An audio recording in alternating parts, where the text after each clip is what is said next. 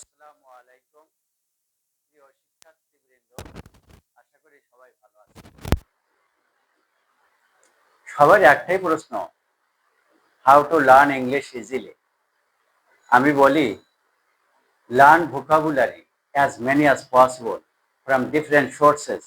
বিভিন্ন উৎস থেকে প্রচুর পরিমাণে ভোকাবুলারি শিখুন, ইংরেজি ভোকাবুলারি। আর ট্রান্সলেশনের কৌশল শিখুন। Within a short time you will be successful. I am optimistic and hopeful. Practice, go on, don't disappointed. আজকে মডেল অক্সিলারি অন্যতম একটা উচিত, শুড। মডেল অক্সিলারি বেশ কয়েকটা আছে, shall, should, will, would, can, could, may, might, must, had better, would rather, dare, must, need. এটা সন্ধে সন্ধে পরে শিখাবো। আজকে আপাততভাবে শুডের ব্যবহারটা আমি শিখাবো। বাংলায় উচিত 1 নাম্বার। দেখি আমরা বাংলা ক্রিয়া শেষে উচিত থাকলে আমরা ইংরেজিতে মডেল অক্সিলারি শুড আনতে পারি। বিকল্প আছে হ্যাড বেটার, বিকল্প আছে ought to। আর এই তিনটা মডেল অক্সিলারির পরে একই অর্থ, উচিত, সবগুলোর অর্থ উচিত। এগুলোর পরে ভার্বের বেস ফর্ম বা প্রেজেন্ট ফর্ম বসবে, এটা আমাদেরকে নিশ্চিত করতে হবে। তোমার কাজটি করা উচিত। আগে স্ট্রাকচার আমাদের মনে আছে হয়তো, FLM, ফিল্ম। অর্থাৎ বাংলা বাক্যের ফার্স্ট অংশ লিখবো, L লাস্ট অংশ লিখবো, অথবা M মিডিলের অংশগুলো ক্রমান্বয়ে লিখবো। এটাও তার ব্যতিক্রম নয়।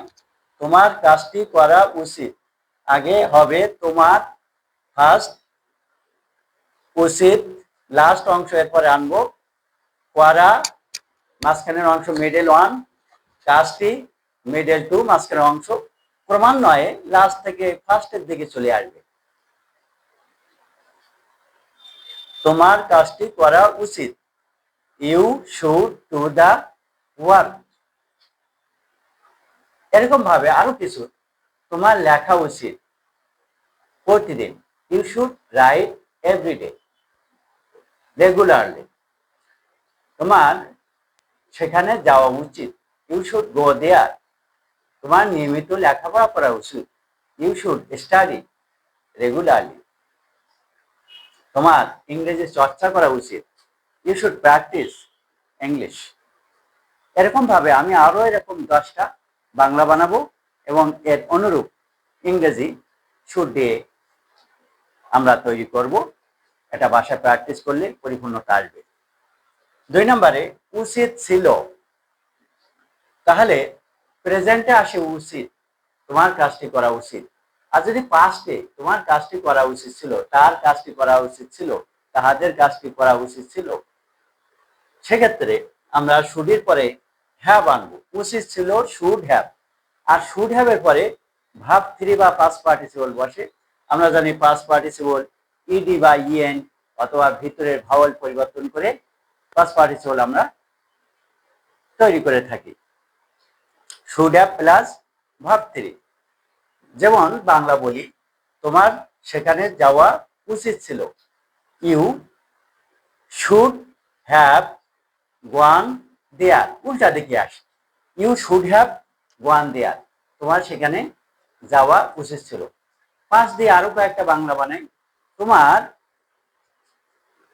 পাঠগুলো তৈরি করা উচিত ছিল, you should have prepared the lessons. তোমার চিঠিটি লেখা উচিত ছিল, you should have written the letter. তোমার নিয়মিত ইংরেজি চর্চা করা উচিত ছিল, you should have practised English regularly. আজকে এই দুটো স্ট্রাকচার আমাদের প্রায় প্রয়োজন হয়, লেখায়, পড়ায়, বলায়, শোনায়। সুতরাং এই দুটো স্ট্রাকচার মনে হয় আমাদের ভালো লেগেছে। আমরা ভাষা আরো বেশি বেশি প্র্যাকটিস করি, আমরা আমাদের কনভারসেশনে ব্যবহার করি এবং এর পাশাপাশি আমরা প্রচুর পরিমাণ ভোকাবুলারি শিখি।